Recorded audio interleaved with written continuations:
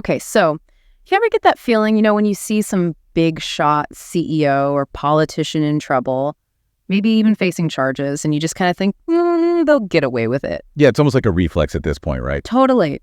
And unfortunately, it's not just a hunch. There are actual systems in place that make it easier for powerful people to dodge consequences. It's like a whole different playbook that most of us don't even know exists. Exactly. So to understand how this works, we're diving into Untouchable by Elie Honig. He's a former prosecutor, so he's seen it all firsthand. And he doesn't hold back.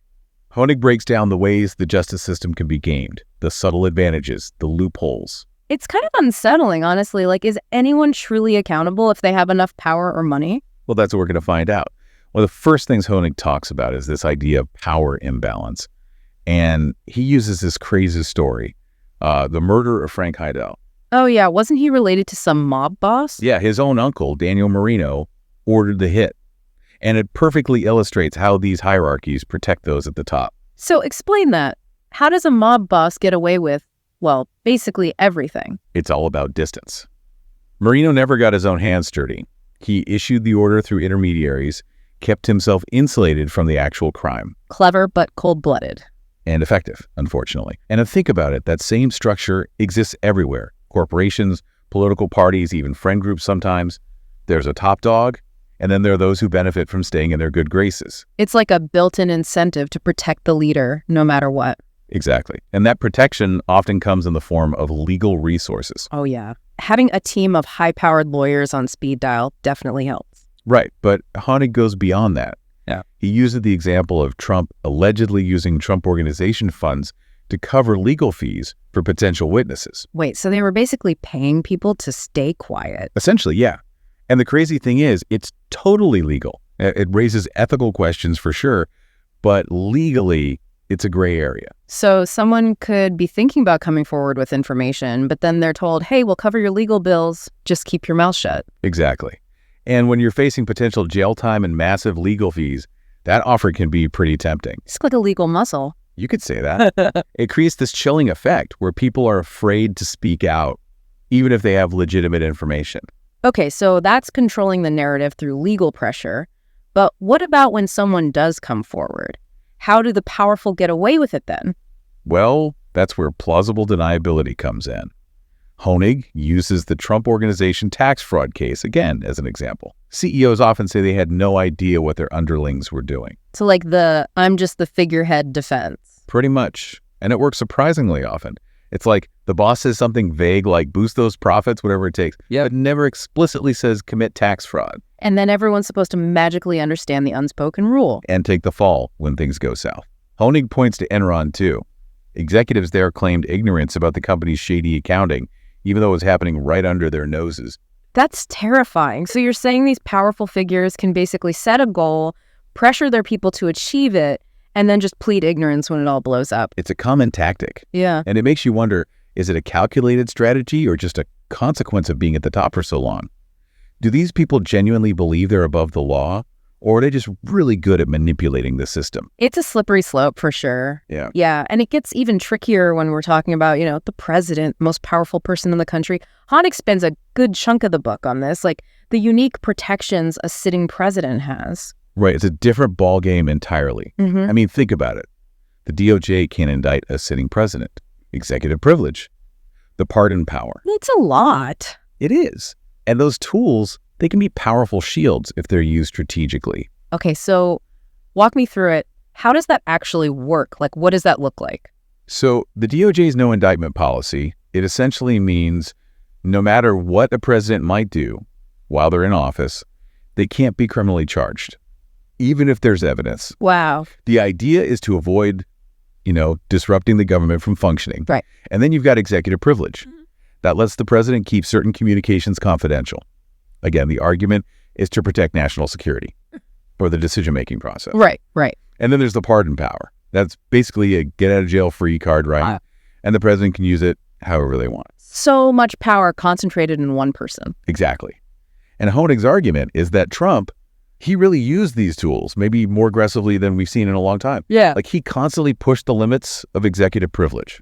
Right, like with the whole dangling pardons thing, Manafort, Stone. It's like he was trying to see how far he could push it. Yeah, you could see it that way for sure. He definitely used the pardon power in ways we haven't really seen before. And that makes you think about the purpose of that power and the potential for abuse. Sure. But we do have to remember that this framework, it existed before Trump. So are you saying that maybe he wasn't the problem so much as the system itself is vulnerable? It's a good question. And it's one of the big takeaways from Honig's book. If these protections, which are supposed to be there for good reasons, can be exploited so easily, should they be changed? Or are they so essential to the presidency that we just have to accept the risk? That's a tough one. It's like finding a balance between holding someone accountable and, potentially throwing everything into chaos.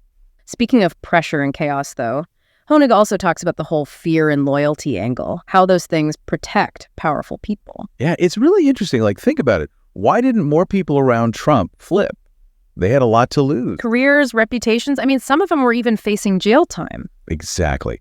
And Trump, he cultivated this environment where you were either totally loyal or you were the enemy. If you weren't with him, you were against him. Exactly. And that kind of pressure, it works. Look at Liz Cheney. She stood up to Trump after January 6th. And she was basically ostracized, lost her leadership position. Yeah, and she knew that was coming too. Right. And then you have someone like Kevin McCarthy, who at first he condemned what happened, but then he reaffirmed his loyalty to Trump. So different. What's the takeaway there? This pressure to conform, to be loyal, even when you know something's wrong. It's not just in politics. Not at all. I mean, think about your own life, your workplace. Have you ever felt pressure to go along with something you knew wasn't right, to protect your team or your boss? It happens everywhere. It's a reminder that these power dynamics, they affect all of us. It's kind of scary how much that pressure plays into things, right? And not just on a personal level, but systemically. The system itself is set up to protect the powerful. And that's a huge part of what Honig's arguing. It's not just about presidents or CEOs. This power imbalance, it's everywhere in the justice system, and it affects everyone. I mean, that makes sense, but can you give me an example? How does that actually play out? Well, look at sexual assault cases. The numbers are shocking. These cases are often mishandled, and it's usually the powerful who benefit. Honig talks about how the system seems stacked against victims, especially if they're going up against someone with money or influence. It's like they're fighting an uphill battle from the start. Right. Statutes of limitations, evidence rules, jurisdiction, all these things can create these huge obstacles. Obstacles that someone with resources could probably overcome, but the average person couldn't. Exactly. And it all goes back to that systemic bias we were talking about. It's not necessarily that everyone in the justice system is corrupt, but the system itself is designed in a way that often ends up protecting the powerful, whether it's intentional or not. So what do we do? I mean, that's pretty disheartening. It feels like a massive problem to try and fix. It is a massive problem. But Honig believes awareness is the first step. If we understand these power dynamics and the tactics used to exploit them, then we can start pushing for change. Knowledge is power and all that. Right. When we can recognize these patterns, we can demand better from our leaders, we can support organizations fighting for change, and hold those in power accountable. So it's about being, informed and engaged citizens, not just accepting things the way they are. Exactly. One of the things Honig talks about that I think really highlights all of this is the question of whether to indict a former president. A lot of people expected Garland to go after Trump, hold him accountable. But he's been really hesitant. Yeah, it's been 3 years since he took office. Right. And there are good arguments on both sides. On one hand, there's this fundamental principle of justice, right? No one is above the law, not even a former president. But then, on the other hand, it sets a pretty big precedent. Are we going to start going after every former president? That's the fear. And you have to think about, would a prosecution even be successful? I mean, we've been talking about all the ways the powerful can use the system to their advantage. Trump especially. It could be years of legal battles. So it comes down to, is it even worth it? Even if justice isn't guaranteed? That's the question Honig leaves us with. He actually lays out this hypothetical indictment based on all the evidence, but he doesn't really answer it. So where does that leave us? What are we supposed to do with all of this? I think it goes back to what we were saying before. It's about asking the tough questions. Yeah. Honig's book, it's not about easy answers.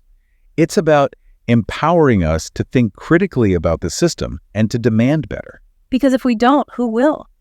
It's easy to feel powerless, when you see how much power these people have. I get it, but we're not powerless. We have a voice and we have a choice. And that choice is? Do we accept that some people are untouchable? Or do we demand a system that holds everyone accountable? It's a fight, for sure. It's not going to be easy. It's going to be messy, but it's a fight worth having. Because the alternative is basically just giving up. Exactly. It's a lot to think about. This whole conversation has been really eye-opening. That's what we were hoping for. Well, you've definitely given us all a lot to consider. Thank you so much for taking the time to break it all down with us. Thanks for having me. And to everyone listening, be sure to check out Untouchable by Elie Honig. It's a really important read. We'll be back next week with another deep dive. Until then, stay curious and keep asking those tough questions.